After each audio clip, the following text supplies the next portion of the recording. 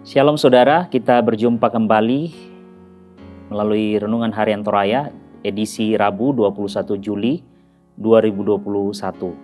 Bahan kita hari ini adalah Lukas 15 ayat 1-7. Lukas 15 ayat 1-7. Sebelum kita mendengarkan firman Tuhan, mari kita satu dalam doa, kita berdoa. Kami mengucap syukur Tuhan untuk kebaikan-Mu bagi kami yang telah Engkau nyatakan dalam hidup kami hari lepas hari. Kami kembali berjumpa di dalam program Renungan Harian Toraya saat ini, dan saatnya kami akan mendengarkan firman-Mu. Berkati kami Tuhan, beri kami hikmat-Mu, supaya kami dapat memperoleh pemahaman yang benar dari firman-Mu ini. Kami dimampukan oleh kekuatan Roh Kudus untuk menghayati dan melakukannya dalam hari hidup kami. Ini doa kami Tuhan, di dalam nama Yesus Kristus kami berdoa kepada Bapa di sorga. Amin. Injil Lukas pasal yang ke-15 ayat 1-7. Lembaga Alkitab Indonesia memberi judul Perumpamaan tentang Domba yang Hilang. Para pemungut cukai dan orang berdosa biasanya datang kepada Yesus untuk mendengarkan Dia. Maka bersungut-sungutlah orang-orang Farisi dan ahli-ahli Taurat, katanya. Ia menerima orang-orang berdosa dan makan bersama-sama dengan mereka. Lalu mengatakan perumpamaan ini kepada mereka. Siapakah di antara kamu yang mempunyai 100 ekor domba, dan jikalau ia kehilangan seekor di antaranya, tidak meninggalkan yang 99 ekor di padang gurun, dan pergi mencari yang sesat itu sampai ia menemukannya. Dan kalau ia telah menemukannya, ia meletakkannya di atas bahunya dengan gembira. Dan setibanya di rumah, ia memanggil sahabat-sahabatnya dan tetangga-tetangganya, serta berkata kepada mereka, "Bersukacitalah bersama-sama dengan aku, sebab dombaku yang hilang itu telah kutemukan.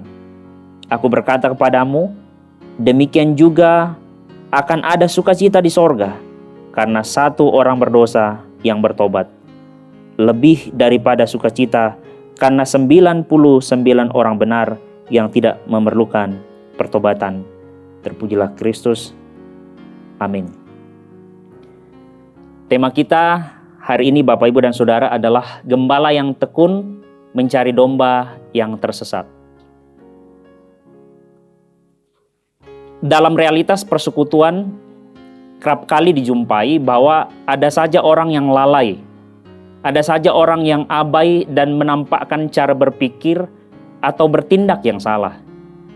Pertanyaan pentingnya kemudian ialah, apa yang harus dilakukan atas mereka? Mempedulikan atau membiarkan?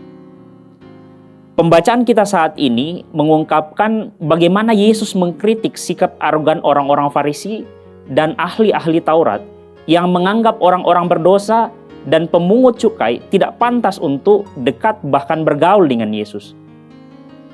Bagi orang Farisi dan ahli Taurat, orang-orang berdosa itu wajib hukumnya untuk dijauhi agar kenajisan mereka tidak menular.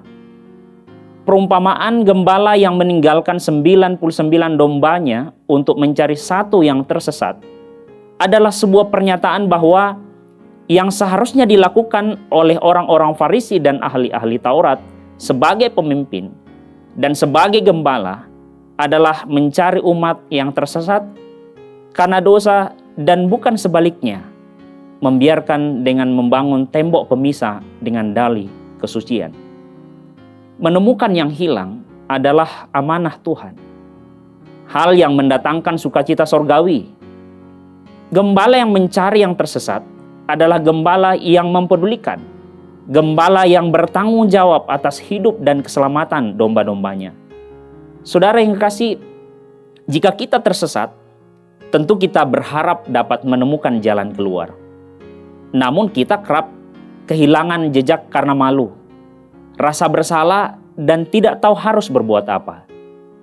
Disinilah kepekaan, kepedulian, simpati, dan empati senantiasa diharapkan dari seorang gembala. Gembala yang tidak menyerah untuk mencari yang sesat.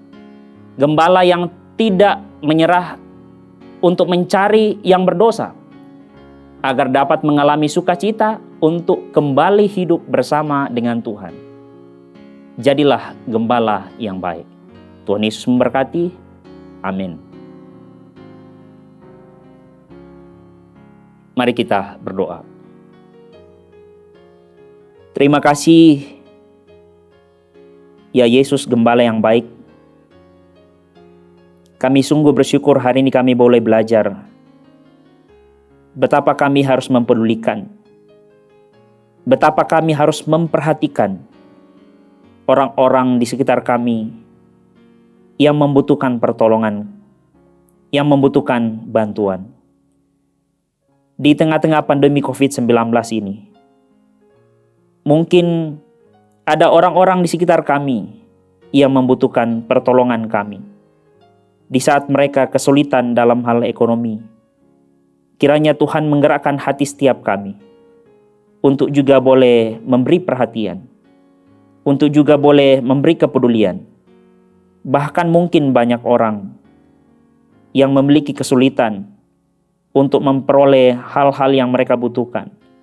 Kiranya Tuhan memakai kami semua untuk menjadi alat bagi mereka. Terima kasih Bapa, ini doa kami. Di dalam nama Yesus Kristus kami berdoa kepada Bapa di sorga.